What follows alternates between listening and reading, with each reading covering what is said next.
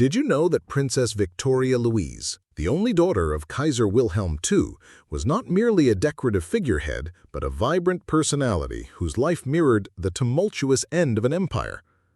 Born on September 13, 1887, she was the youngest of 7 children, and uniquely, the Kaiser's only daughter. This position granted her a special, if somewhat burdened, affection from her powerful father, who often indulged her more than his sons, seeing in her a softer reflection of his own ambitious spirit. Her upbringing at the Hohenzollern court was a curious blend of opulent grandeur and strict Prussian discipline, a duality common in European royal houses. Governesses and tutors meticulously crafted her education, instilling royal etiquette, multiple languages, and a deep sense of duty to her lineage, preparing her for a prominent role on the world stage. Yet, amidst the rigid formality and the weight of imperial expectations, Victoria Louise cultivated a spirited independence, often challenging conventions with her lively nature, a remarkable equestrian skill, and a genuine, unforced charm. She was, in essence, the beloved daughter of Europe's most prominent emperor, destined from birth for a life of immense privilege and inevitably a politically advantageous marriage. This early life, seemingly idyllic, was merely the prelude to an era of profound global upheaval. As Victoria Louise blossomed into womanhood, the search for a suitable royal match began in earnest, a diplomatic chess game played across the continent. Her hand was highly sought after, but the Kaiser had specific requirements, a union that would not only secure a strong alliance, but not perhaps heal old dynastic wounds. It was in this intricate web of power and prestige that Prince Ernst August of Hanover, the Duke of Brunswick, emerged as a promising suitor. Their courtship was, by royal standards, rather genuine. While arranged, reports suggest a true affection grew between Victoria Louise and Ernst August, a factor that delighted the Kaiser. Their union was particularly significant, aiming to mend the century-long rift between the Hanoverian and Hohenzollern dynasties, a long-standing feud that had plagued German politics.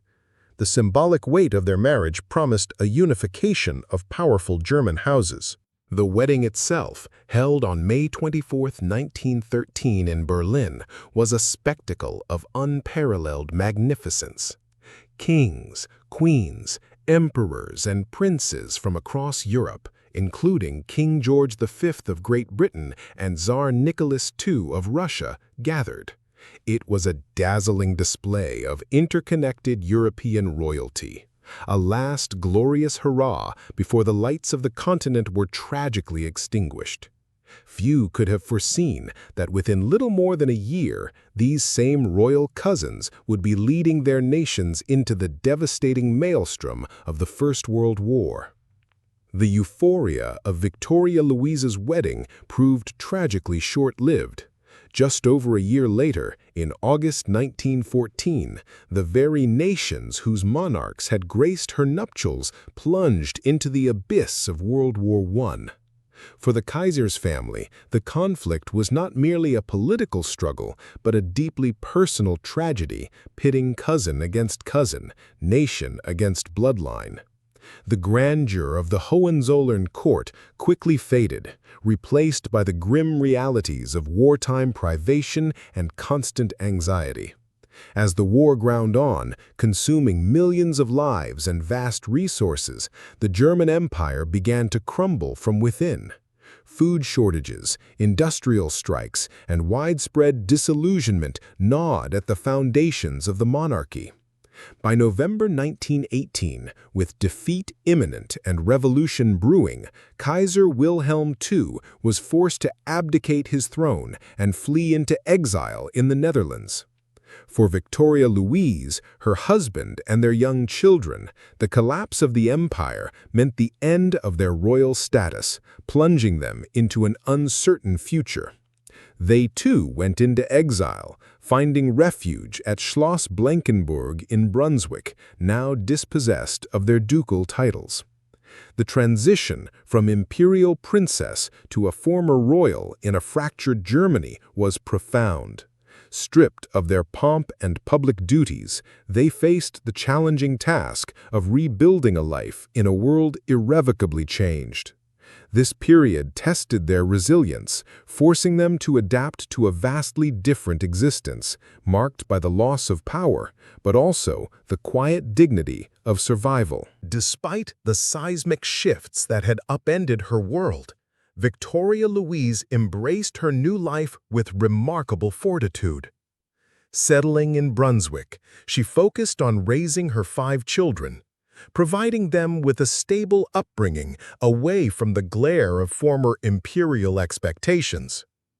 Her husband, Ernst August, initially struggled with the loss of his ducal role, but together they cultivated a relatively private existence, committed to their family amidst the turbulent political landscape of the Weimar Republic and later the rise of Nazism.